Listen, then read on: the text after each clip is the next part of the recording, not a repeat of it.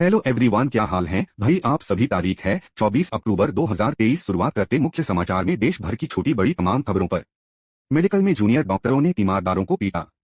मेरठ में 6 साल के बच्चे की अंगुलियां कट जाने पर मेडिकल की इमरजेंसी में उपचार के लिए आए तीमारदारों पर सोमवार रात रेजिडेंट डॉक्टरों ने लात घूंसे बरसा दिए। आरोप है कि तीमारदारों को कमरे में बंधक बनाकर पीटा। बीच बचाव में आई महिलाओं के साथ भी मारपीट की। वीडियो वायरल होने पर प्रधानाचार्य ने 3 रेजिडेंट डॉक्टरों को सस्पेंड कर दिया। एसपी सिटी पीयूष कुमार का कहना है कि वीडियो के आधार पर कार्रवाई की जाएगी।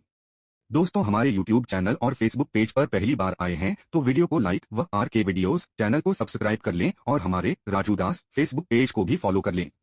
परीक्षितगढ़ निवासी अंकित के 6 साल के बेटे डब्बू के एक हाथ की अंगुलियां चारा काटने वाली मशीन में आ गईं। अंकित कमालपुर निवासी अपने रिश्तेदार दीपक के साथ डब्बू को लेकर सोमवार रात करीब 10 बजे मेडिकल इमरजेंसी पहुंचे। बच्चे के हाथ से खून ज्यादा बह रहा था। उन्होंने इमरजेंसी में तैनात डॉक्टरों से जल्द उपचार शुरू करने को कहा। आरोप है कि इस पर जूनियर डॉक्टर भड़क गए और बच्चे के साथ आए तीमारदार दीपक देवेंद्र को जमकर पीटा। देवेंद्र की पत्नी मंजू व दीपक की मां राजवती समेत अन्य महिलाएं पहुंची तो आरोप है कि डॉक्टरों ने सभी को कमरे में बंद कर पीटा। मौके पर पहुंची मेडिकल पुलिस ने सभी घायलों को जिला अस्पताल भेजा। दीपक ने जूनियर डॉक्टरों के खिलाफ मेडिकल थाने में तहरीर दी। 3 सस्पेंड, मामले की जांच करेगी कमेटी। मेडिकल कॉलेज के प्रेस प्रवक्ता डॉक्टर बीडी पांडे का कहना है कि प्रधानाचार्य डा आरसी गुप्ता ने रेजिडेंट डॉक्टर आदित्य यादव, अभिषेक वर्मा, अब्दुल को तत्काल प्रभाव से सस्पेंड कर दिया है। जांच के लिए डा ज्ञानेश्वर टांग के नेतृत्व में 3 सदस्यीय कमेटी गठित कर दी है। 3 दिन में रिपोर्ट प्रस्तुत करने को कहा गया है। राज्य कर्मियों को दिवाली से पहले बोनस मिलेगा। खुशखबरी, केंद्रीय कर्मियों की तरह 4% महंगाई भत्ता मिलेगा।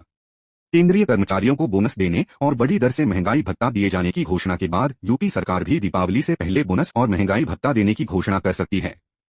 दशहरे के बाद सचिवालय खुलने पर बोनस और महंगाई भत्ता दिए जाने की फाइल तैयार की जाएगी। मुख्यमंत्री की सहमति लेने के बाद अराजपत्रित कर्मचारियों को बोनस और सभी राज्य कर्मचारियों व शिक्षकों को बढ़ी दर से महंगाई भत्ता दिए जाने का आदेश जल्द जारी किया जाएगा। महंगाई भत्ता और महंगाई राहत 4% बढ़ने की स्थिति में राज्य सरकार के खजाने पर हर महीने करीब 300 करोड़ रुपए का व्यवहार आएगा।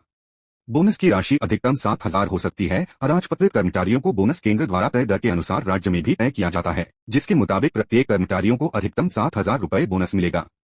अराजपत्रित कर्मचारियों को बोनस दिए जाने की घोषणा सरकार द्वारा किए जाने पर खजाने पर करीब 1,025 करोड़ रुपए का व्यय भार आएगा। उत्तर प्रदेश में अराजपत्रित कर्मचारियों की संख्या 14.82 लाख के करीब है। 46% हो जाएगा डीएडीआर। जुलाई 2023 से 4% की बढ़ी दर से महंगाई भत्ता देने की घोषणा होने पर राज्य कर्मचारियों का डीए 42% से बढ़कर 46% हो जाएगा। बढ़ी दर से महंगाई भत्ते का लाभ कर्मचारियों को जुलाई से मिलेगा। डीए वृद्धि का लाभ करीब 10 लाख राज्य कर्मियों, 8 लाख शिक्षकों को मिलेगा। महंगाई भत्ता बढ़ने के साथ ही 12 लाख पेंशनरों की महंगाई राहत की दर में भी 4% का इजाफा हो जाएगा। डीएडीआर वृद्धि का लाभ कर्मचारियों का हक है। माना जा रहा है कि सरकार द्वारा डीएडीआर वृद्धि की घोषणा होने पर नवंबर का वेतन, जो दिसंबर के पहले सप्ताह में मिलेगा, से नकद मिलने लगेगा। पिछले साल अक्टूबर में की गई थी वृद्धि की घोषणा। पिछले वर्ष अक्टूबर में अराजपत्रित कर्मचारियों को बोनस देने की घोषणा की गई थी। बोनस के रूप में प्रत्येक कर्मचारी को 6,908 रुपए देने की घोषणा हुई थी। जो कर्मचारी जीपीएफ से जुड़े थे उन्हें 25 बोनस नकद और 75 धनराशि जीपीएफ खाते में दी गई थी। जिन कर्मचारियों का जीपीएफ खाता नहीं था उनकी 75 धनराशि एनएससी व पीपीएफ में दिए जाने का आदेश हुआ था। पिछले वर्ष जुलाई में भी 4% ही वृद्धि हुई थी। सनातन धर्म ने मातृशक्ति के सम्मान पर हमेशा जोर दिया। गोरखपुर, वरिष्ठ संवाददाता। मुख्यमंत्री योगी आदित्यनाथ ने कहा कि शारदीय नवरात्र नारी गरिमा की प्रतिष्ठा का पर्व है और सनातन धर्म ने सदैव मातृशक्ति के सम्मान, सुरक्षा और सशक्तिकरण पर जोर दिया है। मुख्यमंत्री सोमवार को गोरखनाथ मंदिर में शारदीय नवरात्र की महानवमी तिथि पर कन्या पूजन के बाद मीडिया कर्मियों से बातचीत कर रहे थे। मां दुर्गा की भक्ति में सराबोर हुआ हस्तिनापुर। मां दुर्गा महोत्सव में लगे विशाल पंडाल में श्रद्धालुओं की भीड़ व चारों ओर से दुर्गा माता के जयकारों से गुंजायमान होता हुआ संपूर्ण वातावरण पूरे नगर को भक्ति के रस में सराबोर कर रहा है। यह नजारा है हस्तिनापुर में मां दुर्गा पूजा महोत्सव का। चारों ओर श्रद्धालु मां की भक्ति में लीन होकर नृत्य कर रहे हैं। कस्बे में चल रहे श्री मां दुर्गा पूजा महोत्सव के चतुर्थ दिवस पर भक्तों ने माता के मंदिर में मत्था टेककर मनोकामनाएं पूर्ण की। मंगलवार को विजयदशमी के दिन पूजा अर्चना के साथ महोत्सव का समापन हो जाएगा। दुर्गा पूजा महोत्सव के चौथे दिन बंगाली बाजार स्थित सार्वजनिक दुर्गा मंदिर में पूजा अर्चना के पश्चात विधानाचार्य अमित कृष्ण ने नवमी पूजन का महत्व बताते हुए कहा कि महास्नान के बाद महानवमी की पूजा अर्चना की गई। माता के 64 रूपों की आराधना की गई और सप्तशती पाठ किया गया। महोत्सव में कमेटी अध्यक्ष चंदन साधु व बबलू विश्वास ने भी मां की महिमा का बखान किया। वहीं कस्बे की B block Durga Puja committee के अध्यक्ष जीवन मंडल ने कहा कि मां दुर्गा की पूजा अर्चना करने से सभी दुख दूर हो जाते हैं। इसके अलावा बांग्ला एकेडमी में भी पूजा महोत्सव चल रहा है। वॉलीबॉल प्रतियोगिता में हर्रा ने हापुड़ को हराया। बाबा हरदास शूटिंग वॉलीबॉल प्रतियोगिता में 16 टीमों ने भाग लिया। गांव कलीना में बाबा हरदास शूटिंग वॉलीबॉल प्रतियोगिता का आयोजन किया गया, जिसमें कई जनपदों की टीमों ने भाग लिया, जिसमें मेरठ के कस्बा हर्रा की टीम ने हापुड़ को हराते हुए विजय पताका फहराया। रविवार को गांव कलीना में बाबा हरदास शूटिंग वॉलीबॉल प्रतियोगिता आयोजित हुई, जिसमें मेरठ, हापुड़, बागपत की टीमों समेत 16 टीमों ने भाग लिया। इस अंतरजनपदीय वॉलीबॉल प्रतियोगिता में कस्बा हर्रा, सलाहपुर, दादरी व हापुड़ की टीमों ने सेमीफाइनल में जगह बनाई। सेमीफाइनल मुकाबले में कस्बा हर्रा ने दादरी बागपत को 16 से 8 के मुकाबले से हराते हुए व हापुड़ ने सलाहपुर को 16 से 1 के मुकाबले से हराते हुए फाइनल में जगह बनाई। कस्बा हर्रा व हापुड़ की टीमों के बीच फाइनल मुकाबले में कस्बा हर्रा ने फाइनल के रोमांचक मुकाबले में हापुड़ को 21 से 16 से हराते हुए ऐतिहासिक जीत दर्ज कर ट्रॉफी पर कब्जा जमा लिया। इस दौरान कस्बा हर्रा टीम के कप्तान इमरान कुरैशी व मोहम्मद अली चौहान को पुरस्कृत किया गया। वहीं सोमवार को विजेता टीम के कस्बा हर्रा में पहुंचने पर टीम का जोरदार स्वागत किया गया। इस अवसर पर गोलू, शक्ति, भूरा, हरिकिशन, नीरज, आकाश, जगपाल प्रधान आदि मौजूद रहे। कस्बा हर्रा की टीम ने हापुड़ को हराते हुए विजय पताका फहराई। सोमवार को विजेता टीम के कस्बा हर्रा में पहुंचने पर टीम का जोरदार स्वागत किया गया। दोस्तों, हमारे YouTube चैनल और Facebook पेज पर पहली बार आए हैं तो वीडियो को लाइक व आज के वीडियोस चैनल को सब्सक्राइब कर लें और हमारे राजू दास Facebook पेज को भी फॉलो कर लें। राजू_भाई। हंगामा टैक्स मांगने पर टोल करा दिया फ्री। दौराला में दिल्ली दून हाईवे पर सिवाया टोल प्लाजा पर सोमवार की दोपहर पहुंचे भाकियू टिकैत के कार्यकर्ताओं ने पर टोल टैक्स के लिए गाड़ी रोकने पर हंगामा कर टोल फ्री करा दिया। कार्यकर्ता गाजियाबाद से मुजफ्फरनगर में आयोजित भाकियू टिकैत महापंचायत में जा रहे थे। टोल प्लाजा कर्मियों ने कार्यकर्ताओं को समझाते हुए शांत कराया। सूचना पर पहुंची पुलिस ने मामले की जानकारी ली। भारतीय किसान यूनियन टिकैत के गाजियाबाद जिला प्रभारी सुभाष चौधरी के नेतृत्व में सोमवार दोपहर कार्यकर्ता मुजफ्फरनगर गन्ना भवन जा रहे थे। सिवाया टोल प्लाजा पर भाकियू टिकैत के कार्यकर्ताओं की गाड़ी को टोल टैक्स के लिए रोकने पर हंगामा हो गया। कार्यकर्ताओं ने दर्जनों से अधिक अपनी गाड़ियों को सड़क किनारे खड़ी कर दिया और नारेबाजी करते हुए टोल प्लाजा की लाइनों में जाकर बूम हटाकर टोल फ्री करा दिया। टोल प्लाजा कर्मचारी अनुज सोम ने भाकियू टिकैत कार्यकर्ताओं की गाड़ी को फ्री निकालने का आश्वासन देते हुए शांत कराया, जिसके बाद कार्यकर्ता मुजफ्फरनगर गन्ना भवन पर होने वाली महापंचायत के लिए रवाना हुए। कुलदीप चौधरी, अरुण कसाना, वेदपाल, विनीत मौजूद रहे। प्रदर्शन भाकियू की पंचायत से मुजफ्फरनगर जांग। बाइक पर आए डीएम एसएसपी। किसानों पर 10 मुकदमे वापस लेने आदि मांगों को लेकर भाकियू की एसएसपी ऑफिस पर पंचायत में भारी संख्या में किसान जुटे। जनपद भर से आए किसानों के ट्रैक्टरों से एसएसपी ऑफिस के सभी मार्ग भर गए। रास्ता जाम होने के कारण डीएम और एसएसपी को भी अपने आवास से कलेक्ट्रेट तक बाइक से आना पड़ा। उन्होंने किसानों की समस्याओं को लेकर भाकियू सुप्रीमो नरेश टिकैत और राकेश टिकैत से बातचीत की। वहीं ट्रैक्टरों से शहर में जाम की स्थिति बनी रही। पुलिस को यातायात व्यवस्था संभालने में खूब पसीना बहाना पड़ा। खुलासा, छत्तीसगढ़ में करोड़ों रुपए का चावल रिश्वत घोटाला। ईडी का दावा। पूर्व प्रबंध निदेशक और चावल मिल एसोसिएशन के पदाधिकारी ने रिश्वत ली। प्रवर्तन निदेशालय ईडी ने सोमवार को चुनावी राज्य छत्तीसगढ़ में एक और घोटाले का आरोप लगाया। ईडी ने दावा किया कि राज्य विपणन महासंघ लिमिटेड मार्कफेड के एक पूर्व प्रबंध निदेशक और एक स्थानीय चावल मिल एसोसिएशन के एक पदाधिकारी ने उच्च शक्तियों के लाभ के लिए 175 करोड़ रुपए की रिश्वत अर्जित की। नवीनतम कस्टम चावल मिल विशेष प्रोत्साहन घोटाले में ईडी ने एक बयान में आरोप लगाया कि उसे पूर्व मार्कफेड एमडी मनोज सोनी, राज्य चावल मिल एसोसिएशन के कुछ पदाधिकारियों जिसमें कोषाध्यक्ष रोशन चंद्राकर, जिला विपणन अधिकारी, डीएमओ और कुछ चावल मिल मालिक शामिल थे, के खिलाफ 20 और 21 अक्टूबर को मध्य भारतीय राज्य में की गई तलाशी में एक समान साठगांठ मिली। तलाश के दौरान 1.06 करोड़ रुपए की राशि के आपत्तिजनक दस्तावेज, डिजिटल उपकरण और बेहिसाब नकदी जब्त की है। चावल मिलों को ज्यादा भुगतान किया। राज्य सरकार द्वारा चावल की कस्टम मिलिंग के लिए चावल मिल को 40 रुपए प्रति क्विंटल धान का भुगतान किया गया था। ईडी ने कहा कि 40 रुपए की यह राशि अत्यधिक बढ़ाकर 120 रुपए प्रति क्विंटल धान कर दी गई और इसका भुगतान 60 से 60 रुपए की 2 किस्तों में किया गया। छत्तीसगढ़ राज्य चावल मिल एसोसिएशन के पदाधिकारियों ने अपने कोषाध्यक्ष चंद्राकर के नेतृत्व में मार्कफेड के एमडी सोनी के साथ मिलकर चावल मिल से प्रत्येक क्विंटल धान के लिए प्रति किस्त 20 रुपए की रिश्वत राशि एकत्र करना शुरू कर दिया। केवल नकद भुगतान करने वालों को मंजूरी। ईडी ने पाया कि नकद राशि का भुगतान करने वाले चावल मिल मालिकों का विवरण जिला चावल मिल एसोसिएशन द्वारा संबंधित डीएमओ को भेजा गया था। इसमें आरोप लगाया गया कि केवल उन चावल मिल मालिकों के बिल जिन्होंने एसोसिएशन को नकद राशि का भुगतान किया है, मार्कफेड के एमडी द्वारा भुगतान के लिए मंजूरी दे दी गई। मामले का ऐसे पता चला। प्रवर्तन निदेशालय ने कहा कि पीएमएलए के तहत उसकी आपराधिक कार्रवाई राज्य की राजधानी रायपुर की एक अदालत के समक्ष आयकर विभाग द्वारा दायर एक शिकायत से उपजी है। कर विभाग ने आरोप लगाया था कि छत्तीसगढ़ के चावल मिल एसोसिएशन के पदाधिकारी ने राज्य विपणन महासंघ लिमिटेड मार्कफेड के अधिकारियों के साथ सांठगांठ की और विशेष प्रोत्साहन का दुरुपयोग करने की साजिश रची। 500 करोड़ रुपए का भुगतान किया। ईडी की जांच में पाया गया कि विशेष भत्ते में 40 रुपए से 120 रुपए प्रति क्विंटल की वृद्धि के आधार पर 500 करोड़ रुपए का भुगतान जारी किया गया, जिसमें से 175 करोड़ रुपए की वापसी हुई, जिसे चंद्राकर ने सक्रिय रूप से एकत्र किया था। बिना बीमा वाले वाहनों की जानकारी कंपनियों के साथ साझा की जाएगी। नई दिल्ली देश में बिना बीमा के घूम रही गाड़ियों के आंकड़े अब कंपनियों के साथ साझा किए जाने की तैयारी है। हिंदुस्तान को सूत्रों के जरिए मिली जानकारी के मुताबिक सरकार ऐसी नीति पर काम कर रही है कि अब कंपनियों को भी पता चल जाएगा कि किन गाड़ियों का थर्ड पार्टी बीमा नहीं है और ऐसी गाड़ियों के मालिक फर्जी क्लेम नहीं कर सकेंगे।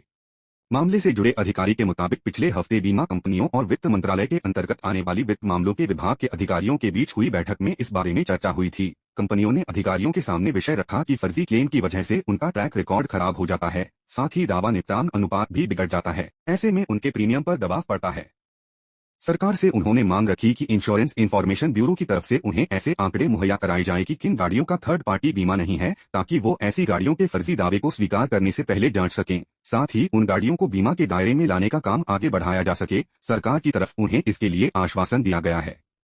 फर्जी दावों के चलते उन्हें प्रीमियम में कमी करते हुए कारोबार करने के लिए मजबूर होना पड़ता है। अगर सरकार इंश्योरेंस इंफॉर्मेशन ब्यूरो की तरफ से मदद कराती है तो प्रीमियम स्थिर रखने में कंपनी को मदद होगी।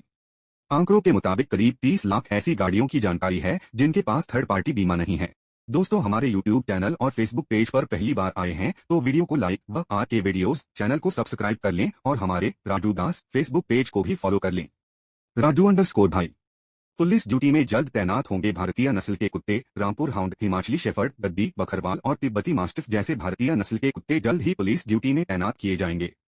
अधिकारियों ने बताया कि BSF, CRPF और CISF जैसे केंद्रीय सशस्त्र पुलिस बल CAPF पुलिस ड्यूटी के वास्ते भारतीय नस्ल के कुत्तों की भर्ती करने के लिए पूरी तरह से तैयार हैं। अधिकारियों के मुताबिक रामपुर हाउंड नस्ल के कुछ कुत्तों को पुलिस ड्यूटी में तैनात करने का परीक्षण जारी है। उन्होंने बताया कि हिमालयी कुत्तों को भी पुलिस ड्यूटी में लगाने संबंधी परीक्षण के लिए आदेश दिए गए हैं। मौजूदा समय में पुलिस ड्यूटी में तैनात लगभग सभी कुत्ते German shepherd, Labrador, Belgium Malinois और कॉकर स्पैनियल जैसी विदेशी नस्लों के हैं। गृह मंत्रालय के एक अधिकारी ने कहा कि SSB और ITBP ने भारतीय नस्ल के कुत्ते मुधोल हाउंड का परीक्षण पूरा कर लिया है। CRPF और BSF के प्रशिक्षण केंद्रों में रामपुर हाउंड जैसे कुछ अन्य कुत्तों का परीक्षण जारी है। अधिकारी के मुताबिक इसके अलावा मंत्रालय ने BSF, ITBP और SSB को हिमाचली शेफर्ड, गद्दी, बकरवाल और तिब्बती मास्टिफ जैसे हिमालयी कुत्तों के परीक्षण का आदेश दिया है। गाजा में बिजली आपूर्ति पर टिकी शिशुओं की सांसें।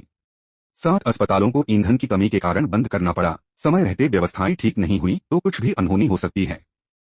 इजरायली हमले के बाद गाजा पट्टी में 30 में 7 अस्पतालों को बिजली आपूर्ति और ईंधन की कमी के कारण बंद करना पड़ा है। इंक्यूबेटर में रखे नवजात शिशुओं की जान जोखिम में है। अगर समय रहते व्यवस्थाएं ठीक नहीं हुई तो कुछ अनहोनी हो सकती है।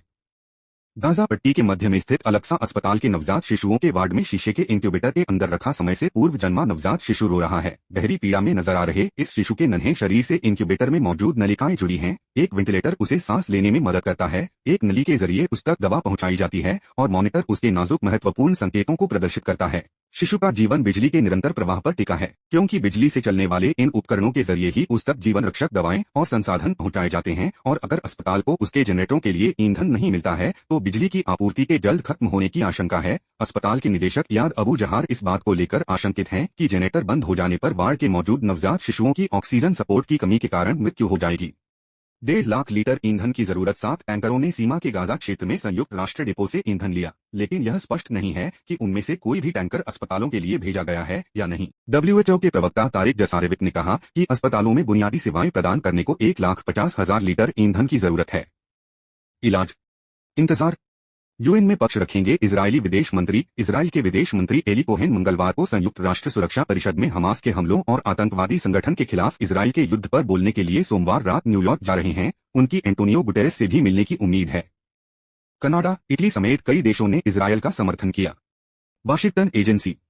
अमेरिका, ब्रिटेन, फ्रांस, कनाडा और इटली के नेताओं ने फलस्तीनी आतंकवादी समूह हमास के खिलाफ खुद की रक्षा करने के इजरायल के अधिकार का समर्थन किया। हालांकि उन्होंने इजरायल से अंतर्राष्ट्रीय मानवीय कानूनों का पालन करने और नागरिकों की सुरक्षा सुनिश्चित करने का आग्रह भी दोहराया।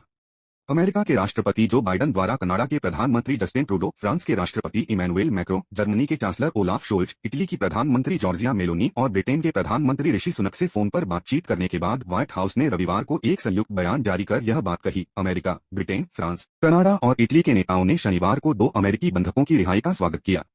अमेरिका में प्रदर्शन के दौरान गोलीबारी। वाशिंगटन। अमेरिका के राज्य मिनेसोटा के सबसे बड़े शहर मिनियापोलिस में रविवार को फलस्तीन के समर्थन में प्रदर्शन किया गया। स्थानीय पुलिस प्रवक्ता आरोन रोज ने सोमवार को बताया कि मिनियापोलिस सिटी में रविवार को करीब 5,000 लोगों ने फलस्तीन के समर्थन में रैली निकाली। इसी दौरान ही भीड़ के बीच से एक कार गुजरी और गोलीबारी की गई, लेकिन इस घटना में किसी के घायल होने की सूचना नहीं है। इजरायली ध्वज के अपमान पर 9 धरे। पुणे, महाराष्ट्र। ज़ाल हमास में जारी जंग का असर महाराष्ट्र के पुणे में भी देखने को मिला। पुणे की कई सड़कों पर इजरायली ध्वज के अपमानजनक पोस्टर चिपकाए गए। शहर के 4 थानों में इसे लेकर मामला दर्ज किया गया है। पुणे के लश्कर, समर्थ, कोंढवा और खड़क पुलिस स्टेशनों में आईपीसी की धारा 153 के तहत 9 लोगों के खिलाफ मामला दर्ज कर नोटिस जारी किया गया है। पुलिस ने सड़कों पर लगे पोस्टर को हटा दिया है। धरती की तरफ बढ़ा हिमालय जितना धूमकेतु। नई दिल्ली। इन दिनों एक धूमकेतु को लेकर काफी कौतूहल पैदा हो रहा है। यह तेजी से पृथ्वी की ओर बढ़ रहा है। इसका आकार हिमालय पर्वत के जितना है। सींग वाला यह धूमकेतु कई टुकड़ों में बंट गया है और अब यह पृथ्वी की ओर आ रहा है। इस पर नजर रखने वाले ब्रिटिश एस्ट्रोनॉमिकल एसोसिएशन का कहना है कि इसकी चमक भी बहुत ज्यादा बढ़ गई है। माना जा रहा है कि यह 2 बार अब तक फट चुका है और इसके चलते चमक बढ़ गई है। वैज्ञानिकों की माने तो अगले साल 21 अप्रैल को यह पृथ्वी के सबसे नजदीक होगा। तब इसे लोग देख सकेंगे। धरती की सबसे भीतरी परत न घूमने से वातावरण को खतरा। पृथ्वी के आंतरिक कोर ने पूरी तरह से घूमना बंद कर दिया है। अब यह विपरीत दिशा में भी घूम सकती है। एक नए अध्ययन में शोधकर्ताओं ने यह जानकारी दी है। अध्ययन में कहा गया है कि यह प्रक्रिया हमारे वातावरण को प्रभावित कर सकती है। क्या है पृथ्वी की आंतरिक कोर? इस तरह किया अध्ययन। चीन की पेकिंग यूनिवर्सिटी के वैज्ञानिक यांग और जियाओडोंगडो सोंग ने दावा किया है कि पिछले दशक में पृथ्वी के आंतरिक कोर ने घूमना लगभग बंद कर दिया है। उन्होंने भूकंपीय तरंगों का अवलोकन करके यह अध्ययन किया है। वैज्ञानिकों द्वारा पृथ्वी के आंतरिक कोर की भूकंपीय तरंगों पर एकत्र किया गया डेटा 1980 के दशक के अलास्का रिकॉर्ड पर आधारित है। वैज्ञानिकों ने कहा कि कोर में परिवर्तन दोलन चक्र का हिस्सा है जो 7 दशकों तक चल सकता है।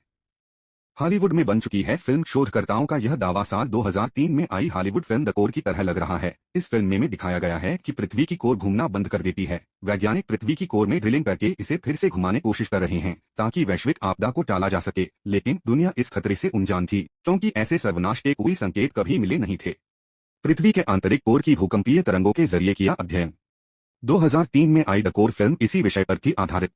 पृथ्वी का आंतरिक कोर पृथ्वी ग्रह की सबसे भीतरी भूगर्भिक परत है। यह मूल रूप से लगभग 1220 किलोमीटर की त्रिज्या वाली एक ठोस गेंद है जो पृथ्वी की त्रिज्या का लगभग 20 या चंद्रमा की त्रिज्या का 70 है। पृथ्वी के कोर के बारे में जानकारी अधिकतर भूकंपीय तरंगों और पृथ्वी के चुंबकीय क्षेत्र के विश्लेषण से मिलती है। आज से कई फोन पर व्हाट्सएप नहीं चलेगा।